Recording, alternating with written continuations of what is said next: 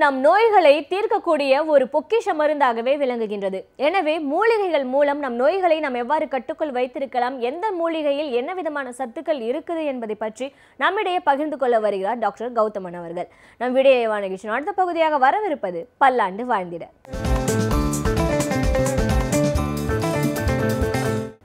அன்பான கலைஞர் தொலைக்காட்சி நேயர்களுக்கு என்னுடைய இனிமையான காலை வணக்கங்கள். இன்றைக்கி நம்ம பார்க்கக்கூடிய ஒரு மூலிகைகளுடைய தொகுப்பு, அதாவது தனித்தனியான மூலிகைகள் அப்படின்னும் போது அதற்கு ஒரு குணம் இருக்கும். ஒரு 2 அல்லது 3 மூலிகைகளை நம்ம சேர்க்கும்போது அதோடைய மருத்துவ குணம் மிக அபிரிதமாக இருக்கும். பொதுவாக ஆயுர்வேதத்தில் திரிஜாதகம் அப்படின்னு சொல்லுவாங்க, தமிழ் மருத்துவத்தில் தீதானை அப்படின்னு சொல்லுவாங்க. இந்த தீதானை அப்படிங்கிறது நெல்லிக்காய், லவங்கப்பட்டை, சிறுநாகப்பூ, இது 3ம் சம அளவில் எடுத்து பொடி செய்து சலித்து இருக்கக்கூடிய சூரணம். லவங்கப்பட்டை, சிறுநாகப்பூ அண்டு நெல்லிக்காய். இதோட காம்பினேஷனோட ஒரு எஃபெக்ட் என்ன அப்படின்னு பார்த்தீங்கன்னா, இன்றைக்கு மன அமைதி அப்படிங்கிற ஒரு விஷயம் நிறைய குடும்பங்களில் நிறைய பேருக்கு இல்லாத ஒரு விஷயமாக இருக்கிறத நம்ம பார்க்குறோம். எந்த மட்டமாக இருந்தாலும் சரி, ஒரு லோவர் மிடில் கிளாஸாக இருந்தாலும், ஹை கிளாஸாக இருந்தாலும், லக்ஸுரி கிளாஸாக இருந்தாலும், யாராக இருந்தாலும் சரி, ஒரு மன அமைதி, ஒரு சந்தோஷம் அப்படிங்கிறது இன்றைக்கு பெரும்பாலும் இல்லாமல் இருப்பது தான் பார்க்குறோம். குழந்தைகள் முதல் வயதானவர்கள் வரை அவர்களுக்குன்னு இருக்கக்கூடிய லெவல் ஆஃப் பிரச்சனைகள் இருக்குது. ஆயுர்வேத மருத்துவ முறையில் பார்த்திங்கன்னா, யார் ஆரோக்கியமானவன் அப்படின்னு சொல்லுவோன்னு பார்த்திங்கன்னா, பிரசன்ன இந்திரிய ஆத்மா மனம். யாருக்கெல்லாம் ஒரு பொலிவான மனசு இருக்கிறதோ, யாருக்கெல்லாம் அவர்களுடைய இந்திரியங்கள் சென்ஸ் ஆர்கன்ஸ் கரெக்டாக ஒர்க் பண்ணுதோ அவங்கள தான் ஆரோக்கியமான பர்சன் சொல்லுவோம். அப்படி பார்க்கும்போது பார்த்திங்கன்னா, இன்றைக்கு நம்ம கோடிக்கணக்கான பேரை எடுத்து பார்த்தா கூட யாருமே ஒரு ஆரோக்கியமான ஒரு பர்சன் சொல்ல முடியாது. வெறும் உடல் காரணிகளை மட்டும் வைத்து ஒரு ஆரோக்கியமாக இருக்கிறார்கள் அப்படின்னு சொல்ல முடியாது. மனம் சம்பந்தப்பட்ட காரணிகளையும் எடுத்து அவர் ஆரோக்கியமானவராக இருக்கிறார்களான்னு பார்த்த பிறகு தான் அவர் ஆரோக்கியமானவர் அப்படிங்கிற ஒரு விஷயத்தை இன்றைக்கு நம்ம சொல்லுறோம். இன்றைக்கி கிட்டத்தட்ட மாடர்ன் வேர்ல்டு, அமெரிக்கா போனாலும் ஆஸ்திரேலியா போனாலும் இன்றைக்கி கிட்டத்தட்ட பார்த்திங்கன்னா அந்த EIQன்னு சொல்லக்கூடிய ஒரு விஷயத்தில் ஃபோக்கஸ் பண்ணுறாங்க, எமோஷனல் இன்டெலிஜென்ஸ். அது சரியாக இருந்தால் மட்டும்தான் அவங்க பெரிய போஸ்ட்டுக்கெலாம் வேலை எடுக்கிறாங்க. ஒரு சாஃப்ட்வேர் இன்ஜினியராக போகிறவங்க அந்த கம்பெனியோட CEOவாக எலிவேட் ஆகுறாங்கன்னா அவங்களோட எமோஷ்னல் இன்டெலிஜென்ஸ் சரியாக இருந்தால் மட்டும்தான் அது நடக்கும். நிறைய பேர் நம்மளே பார்ப்போம், நம்ம கூட இருக்கவங்க 3 பேர் ஒரே கம்பெனியில் ஒரே நாளில் ஜாயின் பண்ணுவோம். ஒருத்தர் எலிவேட் ஆவாங்க, ஒருத்தர் ரொம்ப சுப்பீரியர் லெவலில் எலிவேட் ஆவாங்க. நம்ம யோசிப்போம் என்ன வித்தியாசமாக நம்ம பண்ணுறோன்னு. பட் அப்படி பார்க்கும்போது அந்த எமோஷனல் இன்டெலிஜென்ஸ் அப்படின்னு சொல்லக்கூடிய அந்த ஒரு விஷயம் சரியாக இருக்கும்போது அவர்களுடைய வளர்ச்சி அபிரிதமாக மற்றவர்களை கம்பேர் பண்ணும்போது ரொம்ப அழகாக இருக்கிறத நம்ம பார்க்க முடியும். அந்த வகையில் பார்த்திங்கன்னா, இந்த தீதானைன்னு சொல்லக்கூடிய ஒரு காம்பினேஷன், அதாவது சிறுநாகப்பூ, லவங்கப்பட்டை அண்ட் நெல்லியுடைய வற்றல், இது 3ஐயும் அரைத்து எடுக்கக்கூடிய அந்த ஒரு சூரணம் மன அமைதியை உண்டாக்கக்கூடிய, தேவையற்ற கோபத்தை குறைக்கக்கூடிய ஒரு மிகச்சிறந்த மருந்து அப்படின்னு சொல்லலாம். உதாரணத்துக்கு பார்த்தோம்னா, இன்றைக்கு ஒரு குடும்பத்தில் இருக்கக்கூடிய 4 பேரில் குறைந்தது ஒருவராவது அதிகமாக கோபப்படுகின்ற ஸ்வபாவத்தை கொண்டிருப்பவராக இருக்கிறத பார்க்குறோம். அப்போ அந்த கோபம் அதிகமாகும் போது பார்த்திங்கன்னா சில நேரங்களில் அது ஒரு குடும்பத்தை பாதிக்கிறது, சில நேரங்களில் ஒரு சமூகத்திலே பார்த்திங்கன்னா ஒரு குடும்பத்தை தள்ளி வைக்கக்கூடிய நிலைமை கூட வர வேண்டியிருக்கு. நம்ம நினச்சிப்போம் இது ஒரு சுபாவமான பிரச்சனை, இதுக்கு மருந்துகள் தேவையில்லை அப்படின்னு. ஆனால் கிடையவே கிடையாது. இந்த மாதிரி பிரச்சனைகள் அவர்கள் ஆரோக்கியமற்றவர்களாக இருக்கிறார்கள் அப்படின்னு நமக்கு சொல்லக்கூடியது. இன்றைக்கு நிறைய குடும்பங்களில் பார்க்குறோம். எங்கிட்ட வர பேஷண்ட்ஸே நிறைய பேர் சொல்லுவாங்க, அவருக்கு கோபம் ரொம்ப அதிகமாக வரும் சார், அந்த அம்மாவுக்கு கோபம் அதிகமாக வரும்னு கணவர் சொல்லுவார். இல்லை அவங்க சொல்லுவாங்க, இந்த பொண்ணுக்கு எப்போ பார்த்தாலும் கோபம் தாங்க, எதை சொன்னாலும் உடனே டென்ஷன் ஆகுது அப்படின்னு சொல்லுவாங்க. ஸோ இதெல்லாமே பின்னால் நமக்கு வரப்போகின்ற வியாதிகளை நமக்கு உணர்த்தக்கூடிய ஒரு சிம்டம்ஸ். ஸோ இதை குறைப்பதற்கு ஒரு ஆன்டி டிப்ரெசண்ட்டை எடுத்துக்கிறதோ இல்லை ஒரு தூக்கம் வரக்கூடிய மாத்திரைகளை போட்டுக்கொள்வதோ தீர்வு ஆகாது. இயற்கையான முறையிலேயே எடுத்துக்கொள்ளக்கூடிய மருந்துகளை சரியாக எடுத்து உடலை நாம் மாற்றிக்கொள்ள வேண்டும். அந்த வகையில் பார்த்திங்கன்னா, இந்த தீதானைன்னு சொல்லக்கூடிய சிறுநாகப்பூ, லவங்கப்பட்டை, நெல்லிவற்றல், இந்த 3ஐயும் சேர்த்த அந்த ஒரு சூரணத்தை ஒரு தேக்கரண்டி பாலில் கலந்து காலை ஒரு முறை உணவுக்கு முன்பு, இரவு ஒரு முறை உணவுக்கு முன்பு அப்படின்னு நீங்கள் கொடுக்க ஆரம்பிச்சிங்கன்னா ஒரு 2 மாதத்தில் அந்த பர்சனுக்கு இருக்கக்கூடிய கோபம், தேவையற்ற சிந்தனை, நெகட்டிவ் திங்கிங். இன்றைக்கி நிறைய பேருக்கு பார்த்திங்கன்னா நெகட்டிவ் அசம்ஷன் இருக்கும். வீட்டுக்கு யாராவது ஒருத்தர் புதுசாக வந்திருப்பார், அவர் ஏன் வந்தார், எதுக்கு வந்தார், அவர் வந்து போகிறதுனால அவருக்கு என்ன லாபம் இருக்க போகுது, ஒருவேளை நம்மக்கிட்டேருந்து ஏதாவது எடுத்துகிட்டு போயிடுவாரா, இல்லை இதனால் ஏதாவது பாதிப்புகள் வருமா அப்படிங்கிற ஒரு சிந்தனை ஆண் பெண் இருபாலருக்குமே இருக்கிறத நான் இன்றைக்கி பார்க்குறேன். ஸோ அந்த மாதிரி ஒரு தேவையற்ற சிந்தனைகள், நெகட்டிவ் திங்கிங், இன்டெலிஜென்ஸ் குறைஞ்சி கோபமான முடிவுகள் எடுப்பது, பதட்டமான முடிவுகள் எடுப்பது, இந்த மாதிரி விஷயங்களை தடுப்பதற்கு இந்த தீதானை மிக முக்கியமான மருந்து. தீதானை அப்படிங்கிறது அகெயின் சிறுநாகப்பூ, லவங்கப்பட்டை, அதே போல் நெல்லி வற்றல், இது மூணும் சேர்ந்த சமமாக அரைத்து எடுக்கக்கூடிய ஒரு சூரணம். ஸோ இந்த போகர் ரொம்ப அழகாக அந்த பாடலில் சொல்கிறாரு, துர்வாச முனிவர் தான் கோபத்துக்கு ரொம்ப பெரிய கோபக்கார ஒரு ரிஷி. அதன் பிறகு பார்த்திங்கன்னா விஸ்வாமித்திரரும் அதே போல் ரொம்ப கோபமான ஒரு ரிஷி. இவங்கெல்லாம் அவங்களோட கோபத்தை எவ்வாறு தணித்தார்கள், இவர்களுடைய கோபத்தை தணிப்பதற்கு எது உதவியது அப்படின்னு பார்த்திங்கன்னா இந்த தீதானை தான் உதவியதான். இந்த சூரணத்தை ரெகுலராக அவங்க எடுத்துக்கிட்டதுனால தான் ஒரு ஸ்டேஜில் அவங்களுடைய கோபத்தை விடுத்து அவர்களுடைய சந்நியாச வாழ்க்கை சரியாக செய்ய முடிந்தது அப்படின்னு சொல்கிறாங்க. போகரோட செய்யுள்ள ரொம்ப அழகாக அது வந்திருக்கு. இதை எதுக்கு நான் சொல்கிறேன்னா, இன்றைக்கு நம்ம எல்லாருக்குமே இது தேவையாக இருக்கிறது. இன்றைக்கு வசதி வாய்ப்புகள், அதே போல் பணம், சம்பாத்தியம், வீடு வாசல் எல்லாம் எதெல்லாம் ஒரு மனுஷனை டிஸ்டர்ப் பண்ணுமோ அதெல்லாம் இருந்தால் கூட எத்தனை குடும்பங்கள் இன்றைக்கு சந்தோஷமாக இருக்கிறது அப்படின்னு பார்த்தோம்னா யாருமே இருக்கிறது இல்லை. ஒரு மனக்குறை, ஒரு மனக்கவலை, ஒரு தேவையற்ற கோபம், ஒரு தேவையற்ற விவாதம், ஒரு தேவையற்ற இரவு தூங்கும்போது மன அமைதி இல்லாமல் ஒரு ஆர்கியூமெண்ட்ஸு, இதெல்லாம் இன்றைக்கு பெரும்பாலும் எல்லார் வீட்டிலேயும் இருக்கக்கூடிய ஒரு பிரச்சனையாக இருக்கிறது. இந்த பிரச்சனையை நீக்குவதற்கு இன்றைக்கு சைக்காட்ரிக் மெடிசன் அப்படின்னு சொல்லக்கூடிய மனவியல் நிபுணர்கள்கிட்ட போய் பக்க விளைவு மருந்துகளை எடுத்துக்கொள்ளக்கூடிய ஒரு வழக்கம் இன்றைக்கு இருக்கிறது. ஆனால் அந்த மாதிரி மனவியல் சம்பந்தப்பட்ட மருந்துகளை எடுத்துக்கொள்ளாமல் நான் சொன்ன மாதிரி இந்த ஒரு ப்ரிப்பரேஷனை வீட்டிலே பண்ணலாம். ஏன்னா சிறுநாகப்பூ சாதாரணமாக நமக்கு கிடைக்கும், லவங்கப்பட்டை வீட்டிலே இருக்கிறது, நெல்லிக்காய் அதுவும் நமக்கு கிடைக்கக்கூடியது. இது மூணுத்தையும் சமமாக கலந்து பவுடர் பண்ணிவிட்டு எப்படி ஒரு தேநீர் குடிக்கிறோமோ அதே போல் ஒரே ஒரு தேக்கரண்டி எடுத்து அதை சிறிதளவு வெந்நீரில் பாலில் கலந்து காலை ஒரு வேளை இரவு ஒரு வேளை ஒரு 2 நாளைக்கு ஒரு 2 வேளைக்கு அப்படிங்கிற மாதிரி ஒரு 3 மாதம் சாப்பிட்டு பாருங்கள். அதன் பிறகு நீங்களே ஒரு இன்டெலிஜென்ஸ் ஸ்கோர் எப்படி இருக்குன்னு ஆன்லைனில் இன்றைக்கி நிறைய டெஸ்ட் இருக்குது, எடுத்து பாருங்கள். நிச்சயமாக இந்த மருந்துகள் ஆரம்பிப்பதற்கு முன்னால் இருந்த இன்டெலிஜென்ஸும் இஐக்யூவும் பின்னால் இருக்கக்கூடிய இஐக்யூலையும் ஒரு பெரிய மாற்றம் இருக்கிறத நீங்கள் பார்க்க முடியும். எனவே நேயர்களே, மனம் சம்பந்தப்பட்ட பிரச்சனைகள் அப்படிங்கிறதும் உடல் சம்பந்தப்பட்ட பிரச்சனைகளைப் போல கடுமையான விளைவுகளை ஏற்படுத்தக்கூடியவை. எந்த அளவுக்கு இன்றைக்கி ஹைப்பர் டென்ஷனுக்கு நம்ம மருந்துகள் சாப்பிட்றோமோ அதே அளவுக்கு மனம் சம்பந்தப்பட்ட பிரச்சனைக்கு தேவையான மருந்துகளை நம்ம எடுத்துக்கொள்ளணும்.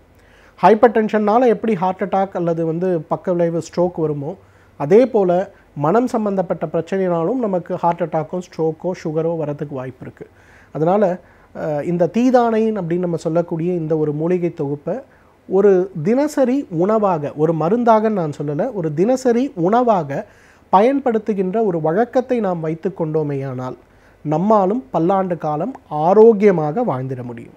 சமூகத்தை சார்ந்து வாழும் ஒவ்வொருவரும் சமூகத்தில் இருக்கும் பிரச்சனைகளை கண்டு பயந்து ஒதுங்கிவிடாமல் அதில் நம்முடைய பங்களிப்பை நாம் எவ்வாறு வழங்கலாம் என்பதை பற்றி நம்மிடையே பகிர்ந்து கொள்ள வருகிறார் எழுத்தாளர் மனுஷபுத்திரன் அவர்கள். நம் விடியலைவா நிகழ்ச்சியின் அடுத்த பகுதியாக வரவிருப்பது தீதும் நன்றும்.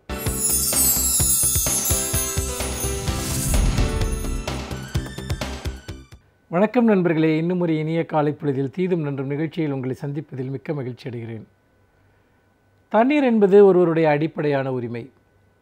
இன்னும் சொல்லப்போனால் குடிதண்ணீர் என்பது காற்றை போல அடிப்படையான ஒரு உரிமை. அதை அரசும் சட்டங்களும் வர்த்தக நிறுவனங்களும் உறுதிப்படுத்த வேண்டும். ஏனென்றால் நீங்கள் ஒரு வர்த்தக நிறுவனத்திற்கு செல்கிறீர்கள், அங்கே உங்களுக்கு தாகம் எடுக்கிறது என்று சொன்னால் தண்ணீர் தருவது அந்த நிறுவனத்தினுடைய அடிப்படையான கடமை. ஆனால் பல சமயங்களில் அது அப்படித்தான் நடக்கிறதா என்பது ஒரு முக்கியமான கேள்வி. சமீபத்தில் கர்நாடக உயர்நீதிமன்றம் ஒரு முக்கியமான ஒரு தீர்ப்பை வழங்கியிருக்கிறது.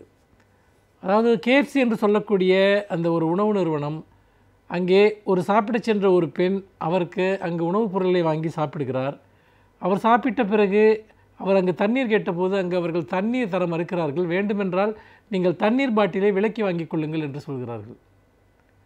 ஆனால் தண்ணீரை தன் விலைக்கு வாங்க முடியாது என்று சொல்லி அந்த பெண் நீதிமன்றத்தில் வழக்கு தொடர்கிறார். நஷ்ட ஈடாக தனக்கு ஏற்பட்ட அந்த மன உளைச்சலுக்காக ₹1 மட்டும் நஷ்ட ஈடு கேட்டு அவர் வழக்கு தொடுத்திருக்கிறார். அந்த வழக்கில் தீர்ப்பளித்த உயர்நீதிமன்றம் ஒரு முக்கியமான தீர்ப்பை சொல்லியிருக்கிறது. கர்நாடகாவில் இருக்கக்கூடிய அனைத்து உணவகங்கள் மற்றும் வர்த்தக மையங்களில் கண்டிப்பாக வாடிக்கையாளர்களுக்கு இலவசமாக தண்ணீர் தர வேண்டும், அதற்கான சுத்தமான குடிநீரை அவர்களுக்கு வழங்க வேண்டும் என்கிற ஒரு உத்தரவை பிறப்பித்திருக்கிறது. இந்த உத்தரவை நான் மிக முக்கியமான ஒன்றாக கருதுகிறேன். ஏனென்று கேட்டால், இன்றைக்கு தண்ணீர் என்பது எல்லா இடங்களிலும் மிக அதிகமான விலைக்கு விற்கப்படக்கூடிய ஒரு அவலக்காட்சியை நாம் பார்க்கிறோம். அந்த தண்ணீரினுடைய எந்தவிதமான பயன்பாட்டோடும் தொடர்பில்லாத வகையில் மிக கடுமையான அளவிற்கு இந்த தண்ணீர் வியாபாரம் என்பது இப்பொழுது இந்தியா முழுக்க நடந்து கொண்டிருக்கிறது. தமிழகமும் அதற்கு விதிவிலக்கல்ல. நாம் பொதுவாக உணவகங்களுக்கு செல்லுகிற போது அங்கு ஒரு சாப்பாடு வைக்கிற போது சாப்பாட்டிற்கு முன்பாக தண்ணி வைப்பார்கள். அந்த தண்ணீர் வைப்பது என்பது ஒரு அடிப்படையான ஒரு விஷயம். ஆனால் அந்த தண்ணீரை பருக விரும்பாதவர்கள் அவர்கள் பாட்டிலில் அடைக்கப்பட்ட தண்ணீரை விரும்பினால் வாங்கிக் கொள்ளலாம் என்பதுதான் நடைமுறையாக இருக்கிறது. ஆனால் நாம் மல்டிப்ளெக்ஸ் என்று சொல்லக்கூடிய தியேட்டர்களுக்கு செல்லுகிற போதோ அல்லது இந்த பெரிய ஷாப்பிங் மால்ஸ், அதாவது வணிக வளாகங்கள், அந்த வணிக வளாகங்கள் இருக்கக்கூடிய ஃபுட் கோர்ட் என்று சொல்லக்கூடிய இடங்களுக்கு செல்லுகிற போதோ பெரும்பாலும் அங்கு இலவசமாக தண்ணீர் தரப்படுவதில்லை, சாப்பாட்டோடு தண்ணீர் அளிக்கப்படுவது கிடையாது. மாறாக எல்லோருமே தண்ணீர் பாட்டிலை வாங்குவதற்கு நிர்பந்திக்கப்படுகிறார்கள். இதுதான் உண்மை. நீங்கள் எந்த வணிக வளாகத்திற்கு சென்றாலும் அங்கு தண்ணீர் தருவதற்கான எந்த ஒரு வசதியும் அங்கு இருக்காது. நியாயமாக தண்ணீர் தேவைப்படுகிறவர்கள் தண்ணீர் குடிப்பதற்கான குழாய்களையோ அல்லது அதற்கான மற்ற ஒரு வசதிகளையோ ஒரு அந்த இடங்களில் அமைக்கப்பட்டிருக்க வேண்டும். லட்சக்கணக்கானோர், பல்லாயிரக்கணக்கானோர் ஒரு மாதத்தில் ஒரு வருடத்தில் செல்லக்கூடிய இடங்களில் தண்ணீரை நீங்கள் விலைக்குத்தான் வாங்க வேண்டும் என்கிற நிர்பந்தம் எல்லா இடங்களிலும் உருவாக்கப்படுகிறது. அதுவும் பெரிய வணிக வளாகங்களில் அது உருவாக்கப்படுகிறது.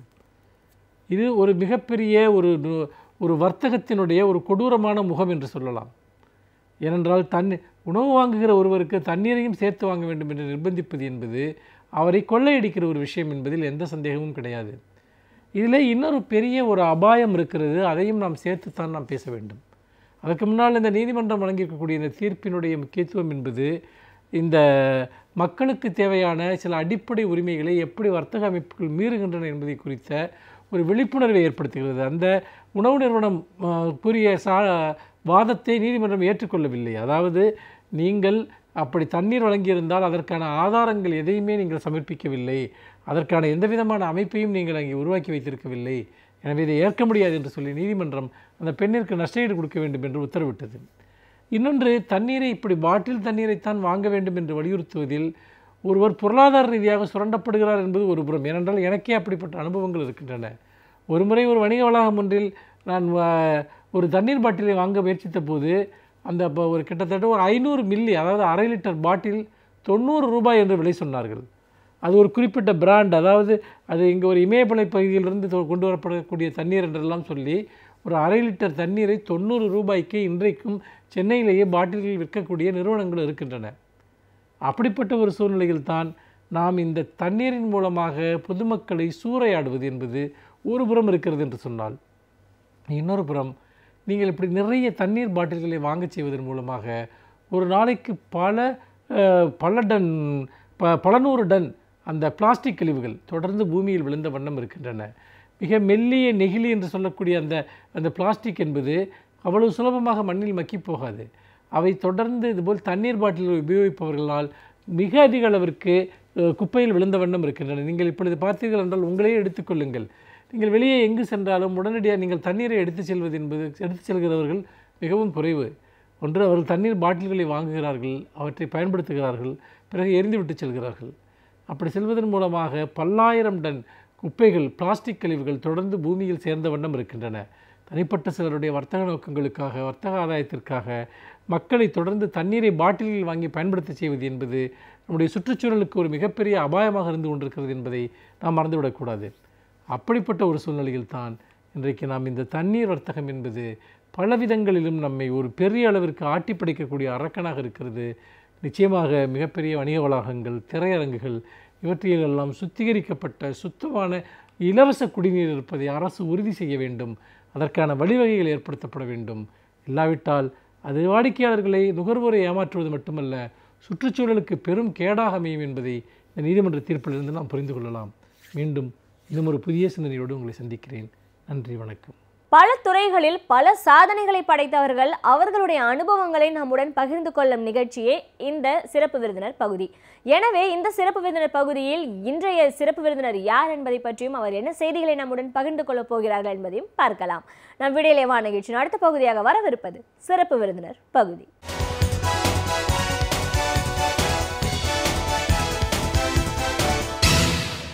வணக்கம் நேயர்களே, விடியலேவா நிகழ்ச்சியின் சிறப்பு விருந்தினருக்கான நேரம் இது. இன்றைய சிறப்பு விருந்தினர் எழுத்தாளர் திரு நீலபாண்டியன். ஒரு படைப்பாளியா கிட்டத்தட்ட 40 ஆண்டு கால பயணம், கவிதைகள், கட்டுரைகள், நாவல், நாடகங்கள்னு பல வடிவங்கள்ல இவரோட இலக்கிய பணிகள் எப்படி ஆரம்பிச்சது, இப்போ வரைக்கும் எப்படி போயிட்டு இருக்குன்னு பல விஷயங்களை, கருத்துக்களை நம்ம அவர்கிட்ட கேட்டு தெரிஞ்சுக்கலாம். வணக்கம் சார். வணக்கம். ஒரு எழுத்தாளரா, படைப்பாளியா எங்க நிகழ்ச்சிக்கு முதல்ல உங்களை நாங்க வரவேற்கிறோம் சார். படைப்பாளி அப்படின்னு சொல்லும்போது 1977 உங்களோட இலக்கிய பயணத்தை ஆரம்பிச்சிருக்கீங்க. கிட்டத்தட்ட 40 ஆண்டுகள் இன்னைக்கு வரைக்கும் பல வடிவங்களில், களங்களில் உங்களோட பணிகள் தொடர்ந்துட்டு இருக்கு. நிறைய பேர் கவிதைகள் முக்கியத்துவம் கொடுத்து கவிதைகள் நிறைய எழுதியிருப்பாங்க, அதுக்கு சில கட்டுரைகள் எழுதியிருப்பாங்க.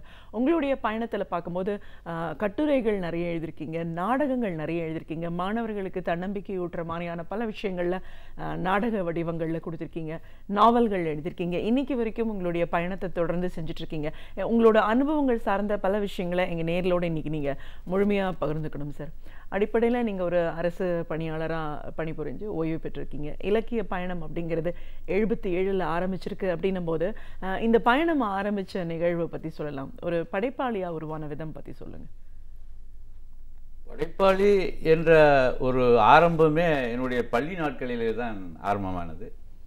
அப்போது எனக்கு 6ஆம் வகுப்பு 6ஆம் வகுப்பு 7ஆம் வகுப்பு படித்து கொண்டிருக்கின்ற நேரம், நான் பள்ளி நாட்களில், விடுமுறை நாட்களில் நூலகங்களில் சென்று புத்தகங்கள், கதை புத்தகங்கள் படிக்கிறது, நீதிபோதனை கதைகள், மற்ற ஈசாப் நீதி கதைகள், தெனாலிராமன் கதைகள், இந்த மாதிரி மற்ற கதைகள்லாம் படித்து கொண்டிருப்பேன். அப்போது எனக்கு இந்த கதைகளெல்லாம் படித்து கொண்டிருக்கும் போது நான் எழுதலாம் அப்படிங்கிற ஒரு ஆர்வம் எனக்கு வந்தது. அதன்படி நான் ஒரு மர்மக்கதை முதல்ல ஒரு மர்மக்கதை எழுதினேன். முதல்ல ஒரு மர்மக்கதை எழுதி ஒரு கட்டுரை நோட்டில் வச்சு அந்த பள்ளிக்கூட இதில் வச்சுட்டேன். அப்போ என்னுடைய தந்தையார் ஒரு தமிழாசிரியர், புலவர் நீலமேகன். அவர் இப்போ அந்த பள்ளியிலேயே பணியாற்றி கொண்டிருக்கிறார். அவருடைய நண்பர் தான் தலைமை ஆசிரியர். கட்டுரை நோட்டு தலைமை ஆசிரியருக்கு போயிடுச்சு. தலைமை ஆசிரியர் அதை எடுத்து பார்த்தார். எடுத்து பார்த்த உடனே எல்லா மாணவர்களையும் அனுப்பி விட்டுட்டு என்னை கூப்பிட்டார். என்ன இதில் என்ன கதை எழுதி வச்சுருக்கேன் என்னன்னாரு. எனக்கு ஒரே நடுக்கம் ஆகிப்போச்சு. என்ன இப்படி நான் தனியாக எழுதி வச்சது இதுக்குள்ளே எப்படியோ மறந்து வந்துருச்சு அப்படின்னு அவர்கிட்ட தெரியாமல் எழுதிட்டேன். தட்டி கொடுத்தார். தெரிஞ்சுதான் எழுதியிருக்கேன், ரைட்டு, ஆனால் இப்போ வேணாம், கொஞ்சம் நாளாகட்டும், படித்து கொஞ்சம் இதானதுக்கப்புறம் அப்புறம் வச்சுக்க அப்படின்னா. நல்லா இருக்கு அப்படின்னு ஒப்பாட்ட சொல்லவா அப்படின்னு. இல்லையா, வேணாம் அப்படின்னு. சரிங்க அப்படிப்பட்டேன். என்னுடைய தலைமை ஆசிரியர் அப்போ பேர் திக்கு சுப்பிரமணியம் பேர். ரொம்ப அந்த பாதிப்பிலேருந்து அது இப்போ வந்ததுக்கப்புறம் தலைமை ஆசிரியருடைய ஆசீர்வாதத்தோடு வாழ்த்துக்களோடு நான் சரி எழுதலாம் அப்படிங்கிற ஒரு தெம்பு வந்ததுக்கப்புறம் ஆண்டு விழாவில் என்னுடைய ஆசிரியர் அவர் அல்டாப் சுந்தரம்னு ஒரு நாடகம் போட்டார். அந்த நாடகத்தில் நீ நடிக்கணும் வாங்கடா அப்படின்னு கூப்பிட்டு எங்களெல்லாம் கூப்பிட்டு சின்ன ஒரு கேரக்டர் கொடுத்து சரி நடிங்கடா அப்படின்னு.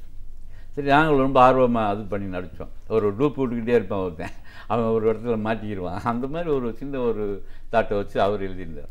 அந்த நாடகம் ரொம்ப சுவையாக இருந்தது.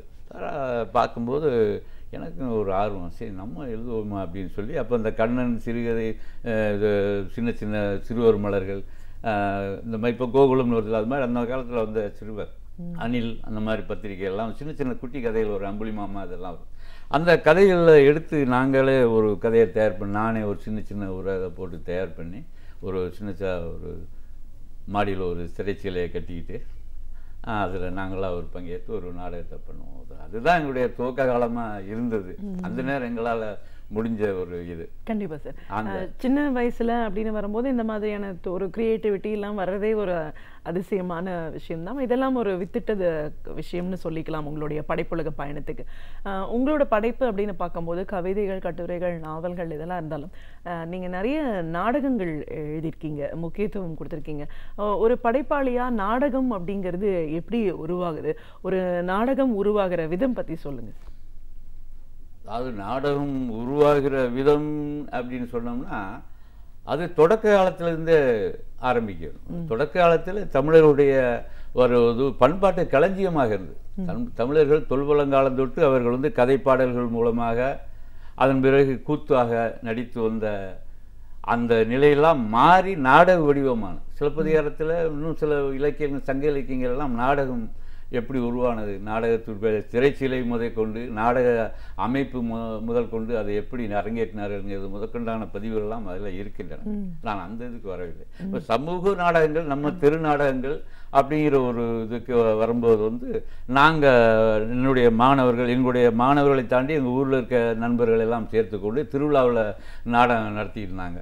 நாடகம் மற்ற ஸ்பெஷல் நாடகங்கள்லாம் வந்து நடத்துவாங்க. ஸோ நம்மளும் நடத்துவோமே அப்படின்னு எங்களுக்கு ஒரு ஆர்வம். இப்போ சினிமாவெலாம் பார்த்துக்கிட்டு இருப்போம். ஆரம்ப காலகட்டத்தில் பார்த்துக்கிட்டு நமக்கு ஊரில் எங்கள் ஊர் பக்கத்து ஊரெல்லாம் நாடகங்கள்லாம் வள்ளி திருமணம், பவளக்குடி இப்படிலாம் விடிய நடக்கும். விடிய நடந்துக்கிட்டே இருக்கும். அப்போ இதெல்லாம் பார்த்த உடனே நாமளும் ஒரு இதை எழுதுவோமே, ஒரு நாடகத்தை உருவாக்கி காட்டுவோமேன்னு சொல்லி நாங்களே ஒரு நாடகத்தை நானே சொந்தமாக ஒரு கதையை எழுதி உருவாக்கி அதுக்கு காட்சி அமைப்பை பிரித்து அதுக்கு பாத்திர படைப்பை ஒரு செழுமைப்படுத்தி உரையாடலை இது பண்ணி அதை ஒரு ஒரு புதுமையாக ஒரு நல்ல அனுபவமாக தான் இருந்தது. அதை கொண்டு வந்து ஒரு முறைப்படுத்தி ஒரு நாடகமாக அரங்கேற்றுற வரைக்கும் அதை ஒத்திகை பார்த்து அது மாதிரி. இப்போ பொதுவாக நாடகம் என்று சொன்னாலே வந்து கதை உருவாக்கம் முக்கியமான விஷயம். எந்த மாதிரி கதையை எடுத்துக்கிறது, அந்த கதையை வந்து உருவாக்குவது எப்படி, கதையினுடைய போக்கு எப்படி போகணும், கதை எப்படி ஆரம்பிப்பது, கதையினுடைய போக்கு எப்படி போவது, கதையில் திருப்பு முனையை ஏற்படுத்துவது, இதெல்லாம் வந்து ஒரு சஸ்பென்ஸ் இதெல்லாம் கொண்டு போனோம்னா பார்க்குறவங்களுக்கு ஒரு நாடகத்தில் ஒரு த்ரில் இருக்கும், நாடகத்தில் ஒரு சுவையாக இருக்கும். அதில் வந்து ஒரு துன்பியல் நாடகமாக கூட இருக்கலாம். அதில் வந்து மனசை தொடக்கூடிய அளவில் குடும்ப சூழலை மையமாக வைத்து அதை ஒரு நாடகம் பண்ணலாம். மர்ம கதையாகவே முழுக்க வரலாம். இந்த மாதிரிலாம் ஒரு நல்ல ஒரு சுவையான படைப்புகளெல்லாம் அந்த காலகட்டத்தில் நான் பார்த்த ஒரு நாடகங்களுடைய பாதிப்பு நான் செய்தேன். அப்போ நாடகத்தில் உருவாக்குனதுக்கு பிறகு வந்து அதை அரங்கேற்றுவதில் பல சிரமங்கள் உண்டு. ஸ்கிரிப்டில் கொண்டு வந்துடுறோம். அப்போ ஸ்கிரிப்டுக்கு அப்புறம் அதை மேடையில் அரங்கேற்றணுமே. அப்போ மேடையில் அரங்கேற்றும் போது வந்து அந்த நடிகர்களை கூப்பிட்டு அவர்களுக்கு நாடகங்களை பிரித்து எழுதி வசனங்கள் அவங்கவுங்க கேரக்டருக்கு தகுந்தாப்புல பிரித்து எழுதி கொடுத்து அந்த பிரித்து கொடுத்ததுக்கப்புறம் வந்து ஒரு ஒத்திகை நாளை குறிப்பிட்டு அதுலேருந்து தினமும் ஒத்திகை பார்த்து அந்த ஒத்திகை முதல்ல வசனம் மனப்பாடமாகுவதற்கான முறை அது வரைக்கும் அவங்கள பண்ணிட்டு அப்புறம் நடிப்புக்கு வருவது. நடிப்புக்கு எப்படி நடிக்கணும் அப்படிங்கிறது அப்புறம் நாடகம் மறக்காமல் வசனம் மறக்காமல் போனதுக்கப்புறம் நடிப்புக்கு தேர்ச்சியாகி அவர்களை தயார் பண்ணுவது. இப்படி பல்வேறு இதெல்லாம் கொண்டு வந்ததுக்கப்புறம் நாடக அரங்கேற்றத்துக்கு அன்னைக்கு செய்ய வேண்டியது மேடையில் என்னென்ன இருக்க வேண்டும், மேடையில் என்னென்ன பொருள்கள் என்னென்ன இருக்க வேண்டும், அதே போல் வந்து சீன் லிஸ்ட்டு ஒட்டணும். சீன் லிஸ்ட்டில் வந்து இந்த காட்சியில் என்னென்ன பேர் வரணும் அப்படின்னு அவங்க தயாராவாங்க. மேக்கப்பில் தயாராகி அப்படி வந்து பண்ணிக்கிட்டு இருப்பாங்க. அந்த மாதிரி ஒரு இதெல்லாம் நம்ம பண்ணணும். ஒரு நாடகம் அப்படின்னும் போது கதையில் அந்த ஸ்கிரிப்டில் தேவைப்படுற விஷயங்கள் ஆரம்பிச்சு அதை அரங்கேற்றம் பண்ற வரைக்கும் அது ஒரு பிரசவம் மாதிரி தான். பெண் எப்படி ஒரு கரு கொண்டு அந்த குழந்தையை 10 மாதம் சுமந்து அது குழந்தையாக வெளியே எடுக்கிற நிகழ்ச்சி இருக்கிறது. அது ஒரு பெரிய ஒரு அதை பண்ணி பார்த்தபோது தான் தெரியும். இதை வந்து ஒரு நாடகம் உருவாக்குறவர்ன்ற முறையில் நம்ம இந்த விஷயங்களை சொல்லலாம். ஒரு படைப்பாளி எழுத்துல வடிவத்தில் மட்டும் கொண்டு வரணும் அப்படின்னும் போது நாவல்கள் எழுதுறதுக்கும் கட்டுரைகள் எழுதுறதுக்கும் ஒரு நாடகம் உருவாக்குறதுக்கும் என்ன வேறுபாடு இருக்கு சார்? சிறுகதை நாவல் என்பது வேறு களம். அவைகளில் நாம் ஒரு கருத்தை எடுத்துக்கொண்டு அதை புனைவுகளோடு நமக்கு எவ்வளவுக்கு எவ்வளவு அதை கொண்டு செல்ல முடியுமோ அந்த அளவுக்கு கற்பனை வளத்தோடு இப்போ ஒரு காட்சியை மையப்படுத்தி அதனுடைய வர்ணனைகள் இதையெல்லாம் கொண்டு வரலாம். அதில் அந்த வசதிகள் அதை பண்ணி ஆகணும் அப்படிங்கிற அந்த கட்டம் அதில் இருக்கிறது. அதில் என்ன வேணாலும் பண்ணலாம். அந்த பட் நாடகம் அப்படிங்கிற போது வந்து நாடகத்தினுடைய இது வேறு, அதுக்குள்ளே சில இதுகளை தான் பண்ண முடியும், அதில் நம்ம வர்ணனை பண்ண முடியாது, மாயாஜலத்தை கொண்டு வர முடியாது.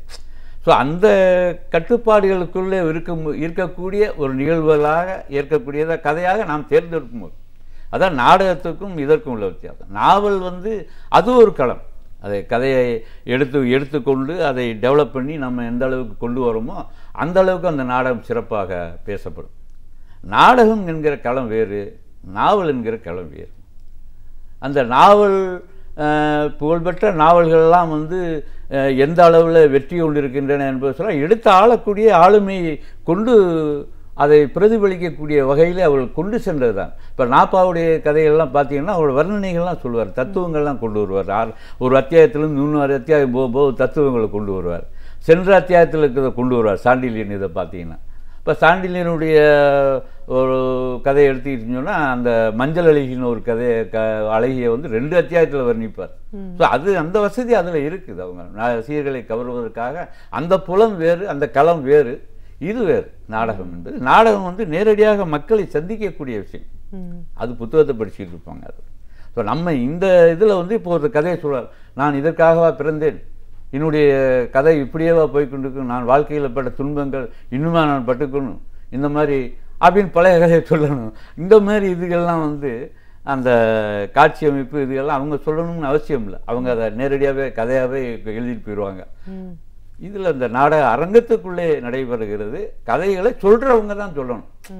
இந்த மாதிரி என்னுடைய தந்தையார் இப்படி என்னை வறுமையில் விட்டுட்டு போயிட்டாரு, நான் வந்து ரொம்ப கஷ்டப்பட்டுருக்கேன், இத்தனை குழந்தைகள் கூட நான் பார்த்துக்கிட்டு இருக்க வேண்டி இருக்குது அப்படிங்கிறதுலாம் வந்து அவர் வந்து சொல்கிறார். அந்த மாதிரி ஒரு சூழல் வந்து நாவலுக்கும் நாடகத்துக்குமான வித்தியாசங்கள் இருக்குது. அதையும் சிறப்பாக பண்ண முடியும். நாவலுக்குன்னு போகும்போது அந்த களத்துக்குள்ளே உள்ள நம்ம போகணும், அதுக்கு தயார் பண்ணி அந்த ரீதியில் நம்ம போகணும். நாடகம் என்பது அதனுடைய ரீதி தனி. இது மக்களுடைய நேரடி பார்வையில் நேரடி பாராட்டை பெறக்கூடிய ஒரு அம்சம் நாடகத்துக்கு உண்டு. ஒரு படைப்பாளியாக பார்க்கும்போது ஒவ்வொரு களத்துக்கும் தன்னை தயார்படுத்திக்கிட்டு அதுக்குள்ளோர நம்ம போக வேண்டிய அவசியம் இருக்குது அப்படின்ற மாதிரி சொல்கிறீங்க இல்லைங்களா? நீங்கள் நிறைய கட்டுரைகளும் எழுதியிருக்கீங்க. மாணவர்களுக்கு தன்னம்பிக்கை ஊட்டுறமான ஒரு விஷயங்கள் எல்லாம் வந்து கட்டுரை வடிவங்களில் கொடுத்துருக்கீங்க. கட்டுரை அப்படிங்கிறது என்ன, இதில் எவ்வளோ விதங்கள் இருக்குது, அதில் நீங்கள் கையாளுற உத்திகள் பற்றி சொல்லுங்கள். கட்டுரை வந்து ஊமை கவிஞர் சுரதா அவர்கள் தான் சொல்லுவார், கதை எழுதுவது கவிதை எழுதுவதை காட்டும் கட்டுரையிலே ரொம்ப கவனமாக எழுதணும்னு சொல்லுவார். கட்டுரையிலே வந்து அளவுக்கு மீறிய ஒரு செய்திகளை அதில் கொடுக்கக்கூடாது, வளவள குலகுலான்னு எழுதிடக்கூடாது. என்ன எழுதணுமோ அதை எழுதணும். முதல்ல தன்னம்பிக்கை நான் எழுத, தன்னம்பிக்கை என்பதே தவறு. எல்லாருக்குமே தன்னம்பிக்கை இருக்குது. நான் எழுதியிருக்கிற இன்னும் எழுதி கொண்டு இருக்கிற நூல்களெல்லாம் தன்னம்பிக்கை என்கிற வரிசையில் சேர்க்கக்கூடாது. அதெல்லாம் வாழ்வியல் கட்டுரைகள் என்று சொல்லலாம். சரி, வாழ்வியல் கட்டுரைகளை மாணவர்களுக்கு நடத்த பயன்பெறக்கூடிய படித்தவர்களுக்கு எழுதக்கூடிய நிலையிலே நாம் எழுதுகிறோம் என்று சொன்னால் அவைகளெல்லாம் வந்து நான் மேதாவித்தனமாக இருக்கிறேன், எனக்கு எல்லாம் தெரியும் என்று அர்த்தம் அல்ல. நான் அனுபவித்த, நான் பட்ட துன்பங்கள், நான் பழகிய நண்பர்களுடைய வாழ்க்கையில் நடந்த நிகழ்ச்சிகள், நமக்கு முன்னோர் என்ன வாழ்க்கையை நிகழ்த்தியிருக்கிறார்கள், அவர்களுடைய அனுபவங்கள், இவைகளெல்லாம் பகிர்ந்து கொள்வது, மற்றவர்களோடு பகிர்ந்து கொள்வது என்பதுதான் அதனுடைய உள்ளடக்கம். எனவே அவை வாழ்வியல் கட்டுரைகளாக எடுத்துக்கொள்ளலாம். அதே போல் கட்டுரைகளினுடைய சாராம்சம் வந்து நிறைய படிக்கணும். நிறைய படிக்கும்போது தான் கட்டுரை வளம் வந்து என்பது எப்படி வருகிறது, தெளிவாக ஏற்படுது என்று சொன்னால், நம்முடைய எழுத்து என்பது என்னுடைய நண்பரார் சொல்ல, உன்னுடைய எழுத்து தான் உனக்கு சிபாரிசு என்பார். நம்முடைய எழுத்து வந்து ஆணித்தரமாக இருக்க வேண்டும், அழுத்தமாக இருக்க வேண்டும், அது பல்நெடுங்காலமாக ஒன்றை நாம் சிந்தித்து பார்க்க வேண்டும். அதாவது வந்து அது கதையாக இருந்தாலும் சரி, கட்டுரையாக இருந்தாலும் சரி, கவிதையாக இருந்தாலும் சரி, நாடகமாக இருந்தாலும் சரி, எந்த ஒரு படைப்புமே மக்களால் ரசிக்கப்பட வேண்டும், தொடர்ந்து ரசிக்கப்படும். 4 பக்கத்தை பிரச்சனைன்னு அப்படியே தூக்கி வச்சுட்டு போயிருக்கிறோம். தொடர்ச்சியாக பார்க்கக்கூடிய, படிக்கக்கூடிய நடை அதில் வரணும். அது கட்டுரையாக இருந்தாலும் சரி, எதுவாக இருந்தாலும் சரி. கட்டுரையை பொறுத்தளவில் நான் வாழ்வியல் கட்டுரைகளை எழுதுகிற ஒரு முறை எப்படி நான் கடைப்பிடித்துக் கொண்டு வருகிறேன்னு சொன்னால், நல்ல ஒரு பொன்மொழிகள், நல்ல குட்டி கதைகள், இதுகளை நிறையா கொடுத்துக்கிட்டு நம்ம மற்றவங்க எழுதுகிற மாதிரி நிறைய நாமளே நம்முடைய தத்துவங்களை எழுதி அவர்களை போர் அடிக்கக்கூடாது. நல்ல கட்டுரைகள் என்பது குட்டி கதைகள், பொன்மொழிகள், சில நேரங்கள் திரைப்பட பாடல்களை கூட கொடுப்பேன். சில நேரங்களில் வந்து நல்ல செய்திகள், சங்க இலக்கிய செய்திகள், நல்ல நிகழ்ச்சிகள் காட்டக்கூடிய அந்த செய்திகள் தான் அதை கூட நான் கொடுப்பேன். அந்த மாதிரி தான் வந்து என்னுடைய கட்டுரைகள் எழுதிட்டு வரேன். இப்போ வரைக்கும் வாழ்வியல் சார்ந்த விஷயங்கள்ல தான் உங்களோட கட்டுரை வடிவங்களில் கொடுத்துட்ருக்கீங்கன்னு சொல்கிறீங்க. இப்போது வாழ்வியல் சார்ந்த விஷயங்கள் அப்படின்னும் போது உங்களுடைய படைப்பு மூலமாக நீங்களே இன்றைக்கி நினச்சி பார்த்தாலும் இந்த படைப்பு உருவானதில் எனக்கு ஒரு மன திருப்தி அப்படின்னு சொல்ல மாதிரியான ஒரு படைப்புனா எதை சொல்லுவீங்க? வாழ்வியல் கட்டுரைகளை பொறுத்தவரை நான் ரொம்ப விளையாட்டுத்தனமாக தான் முதல்ல எழுதினேன். 1998 வாழ்க்கையின் சில பக்கங்கள்னு ஒரு புத்தகம் எழுதினேன். அதில் ஒரு குட்டி கதைகளை சொல்லி இது பண்ணி எழுதிட்டு வந்தேன். அது ஒரு சிறப்பான ஒரு கட்டுரை வடிவமாக இருந்தது. கிட்டத்தட்ட ஒரு 16 சாப்டர், 16 அத்தியாயங்கள் வச்சு அதை எழுதிட்டு வந்தேன், 101 பக்கம். அதற்கு பிறகு வந்து இப்போ கொஞ்சம் எனக்கு மனது எழுதுனதில் கொஞ்சம் திருப்தியாக இருக்குன்னு சொன்னால் சிறகை விரித்து பரப்போம் என்று ஒரு புத்தகம் மணிவாசகர் பதிப்பகத்தில் போட்டிருக்காங்க. ரொம்ப அருமையான நூல் அந்த நூல். அந்த நூல் வந்து எனக்கு எழுதுனதில் ஒரு திருப்தி ஏற்பட்டு, இந்த நடை ஃப்ரீக்வெண்ட்டாக எப்படி போகணும் அப்படிங்கிற ஒரு இது ரொம்ப அளவுக்கு அதிகமான அளப்பரிய ஒரு இது கிடையாது. அந்த கட்டுரை வந்து எனக்கு ரொம்ப பிடிச்ச புத்தகம். அந்த கட்டுரை என்ன, எதை மையமாக வச்சு அந்த கட்டுரையில் இதே தான். ஒரு தகப்பன் வந்து ஒரு மகனுக்கு வந்து பிறந்தநாள் பரிசாக ஒன்று தரேன்னு சொல்கிறேன். அவன் அதை அவசரப்பட்டு அவன் கார் கேட்குறான். இவன் அவசரப்பட்டு அவர் கொடுத்த பைபிளை கொண்டாந்து பார்க்காமே வச்சுட்டு போயிடறான், கோச்சிட்டு போயிடறான். ரொம்ப வருஷமாக அவருக்கும் பேச்சே இல்லாமல் போயிடுது. இது ஒரு கதையில் படித்தேன், அதை அதில் கையாண்டிருக்கேன். அப்போ ரொம்ப வருஷம் கழித்து அவர் ரொம்ப வருஷம் இருக்கும்போது கடைசியில் வந்து அவருக்கு உடம்பு முடியாமல் இருக்குன்னு சொல்லி வர்றதுக்குள்ளே அவர் இறந்து போகிறார். அந்த பைபிளை பிரித்து பின்னாடி பார்க்குறேன், தற்செயலாக அந்த காரு என்னைக்கு இவன் சொல்லியிருந்தானோ அந்த காரை புக் பண்ணி அந்த சாவி அதுக்குள்ளே இருக்குது. ஸோ அந்த கடும் கோபம் கண்ணை கெடுக்கும்டா. இவன் கோபப்பட்டு போயிடறான், அப்பாவை புரிஞ்சுக்கிறாமே போயிடுறான், கடைசியில் அழுகிறேன், அப்படி அழுகிறேன். ஸோ இந்த மாதிரி ஒரு வாழ்வியல் சம்மந்தப்பட்டது கோபப்படக்கூடாது. வீட்டில் ஒரு பொறுப்பாக இருக்கணும், பொறுமையாக இருக்கணும், பெரியவங்களுக்கு என்ன மரியாதை கொடுக்கணும். இப்போ மாணவ பருவத்தில் விளையாட்டை விட்டுட்டு நம்ம வீட்டுக்கு விளையாண்டுக்கிட்டே இருக்கக்கூடாது. படிக்கும்போது படிக்கணும், விளையாடும்போது விளையாடணும். இதெல்லாம் ஒரு சின்ன சின்ன தகவல்கள் தான். இந்த மாதிரி இதுகளை உள்ளடக்கி நம்ம எழுதினாலே போதும் அப்படிங்கிறது தான். அப்போது தன்னம்பிக்கை என்பது ஒரே நாளில் கோடி ரூபா சம்பாதிக்கலாம் அப்படின்னு சொல்கிறது அந்த மாதிரி இது ஒன்றது இல்லை. வாழ்வியல் சம்மந்தப்பட்டது. அப்படி தான் நான் இதை எழுதுறேன். கண்டிப்பாக சார். ஒரு படைப்பாளி அப்படின்னு சொல்லும்போது நிறைய விஷயங்கள், சிந்தனை ஓட்டம் விரிவாக இருக்கணும், உலகத்தை பற்றின ஒரு பார்வை, ஒரு புரிதல் இருக்கணும் அப்படின்லாம் நம்ம சொல்கிறத கேட்குறோம். நீங்கள் உங்களை வந்து எப்படி நீங்கள் பார்க்குறீங்க, இந்த சமூகத்தை நீங்கள் எப்படி பார்க்குறீங்க? சமூகம் என்பது ஒரு தனி இது கிடையாது, எல்லாம் ஒட்டுமொத்த மக்களினுடைய ஒரு கூட்டு. அதில் நல்லவங்களும் இருப்பாங்க, அதில் கெட்டவங்களும் இருப்பாங்க, நிறைய சான்றோர்கள் இருப்பாங்க, படிக்காதவங்களும் இருப்பாங்க, எல்லாம் சேர்ந்த ஒரு சமுதாயம். அந்த சமுதாயத்தை ஒட்டுமொத்தமாக நாம் திருத்தி விட முடியாது, கொஞ்சம் கொஞ்சமாக தான் போகணும். நாம் என்னமோ பெரிய மேதாவி மாதிரி இருந்துட்டு நாம் எழுதுறது தான் பெரிய எழுத்து அப்படிங்கிற ஒரு கட்டத்துக்கு நான் வரல. இது நம்முடைய பணி. நமக்கு அதாவது எழுத்து என்பது ஒரு தவம் என்று பேரறிஞர் அண்ணா அவர்கள் சொல்வார். எழுத்து என் தெய்வம், அந்த எழுதுகோளும் என் தெய்வம் தான் மகாகவி பாரதி அவர்கள்.